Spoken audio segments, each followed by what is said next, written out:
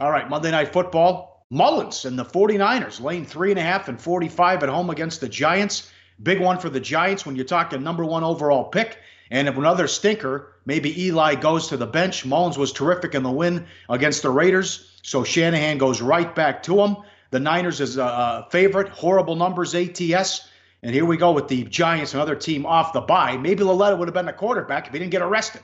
In any event, they're back to Eli, and the horror show for the Giants continues, and the 49ers, they're fighting. They're playing hard, just playing out the string, though, once it was over, once they lost Garoppolo.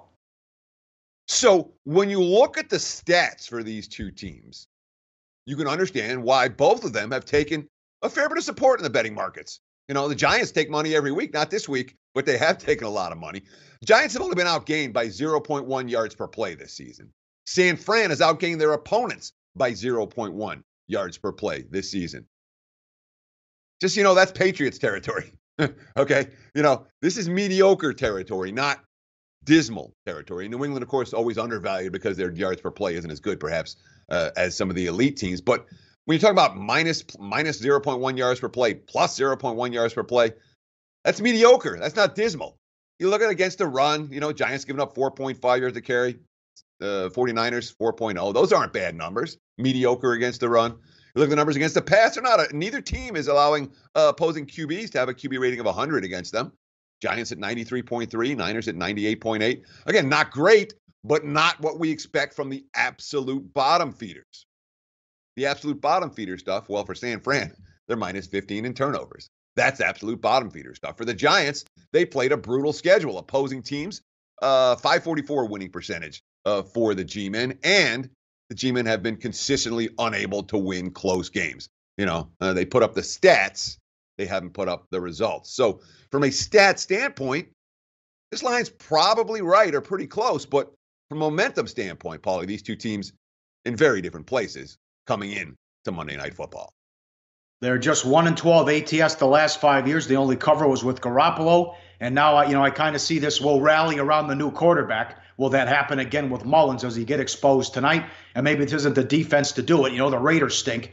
Both teams in the mid-20s as far as defense as well. So we'll see if Mullins has success again throwing the ball. And can I count on Eli? I mean, this could be it. He was asked about it, too. If he struggles, will he get benched? He goes, I'm just focused on this one.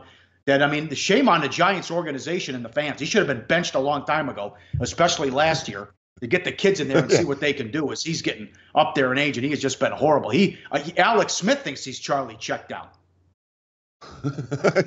Yeah, but with all of that, the Giants have never, at no point have the Giants had a backup quarterback that I'm like, oh, yeah, this guy can come in and take over. This guy can come in and be the starter. This guy can come in and produce in the NFL. They haven't invested anything into the backup QB position for the last 15 years.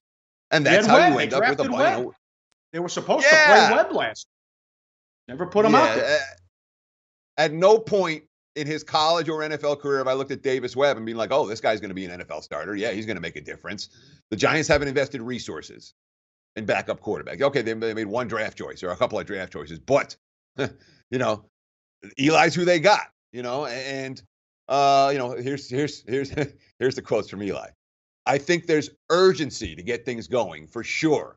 We got to get some wins. We got to get going, and everybody wants it. The team needs it for the morale and just for the hard work and everything we put in. Just need to reap the benefits of the work and feel good about what we're doing. All that's need, he was asked if he's worried about losing his job. Quote, you worry about this week. We got the 49ers. I got the job to do, and I'm going to do it to the best of my ability. For San Fran, there was a QB question for this game. Who's going to go? Is it going to be Beathard or is it going to be Mullins? Shanahan, I don't think it was too tough of a decision. Our team played really well against the Raiders, and Mullins, played well. It was going to be hard not to give him the opportunity. Now, he said moving forward, it's going to be a week-to-week decision, and Garoppolo is going to be the long-term answer and all of that. But for right now, it's the Nick Mullins show. And, Nick Mullins, good college quarterback at Southern Miss. Never, in my mind, a serious NFL starting QB prospect. Why? He doesn't have the right size. He's a little guy. He doesn't have the right arm strength. He's not launching balls downfield. He's not throwing a 20-yard dime to the sideline. Well, that's not what are you doing here? Well, you're not a general manager. What are you, evaluating quarterbacks on this show? What the hell are you doing? Webb was a 3rd-round pick. Loletta was a 4th-round pick. Eli's 38 in January. What are you, now you're giving up on Mullins now? Who are you? You're a GM now? All I'm saying is what I see, Paul. That's all I can give. I'm not a GM.